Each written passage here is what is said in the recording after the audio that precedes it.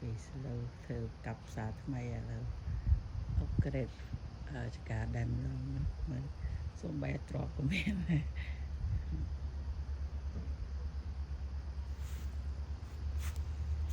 ថនជាផលិតចឹងចាំត្រីណាត្រីឃើញដល់ឡើងដាក់ចូលទៅតែដល់ឃើញចេញ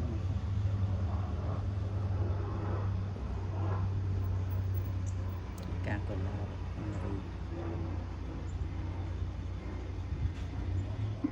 ការដែរនេះការរីហើយមានអីទេបងប្អូនអើយថ្ងៃនេះនៅខាងក្រៅការដែរហ្នឹងការថតឲ្យមើលទៅនេះអត់មានអីមានកិច្ចការតែប៉ុណ្្នឹងតែបាទនេះវាចាប់ផ្កាដែរនេះតែនេះមានផ្កាដែរនេះផ្កាគេផ្កាកន្លាមកផ្កាម្លិះរីទៀតចេះសួរគេមានពេលនេះមិនចេះនេះពោភ្លើង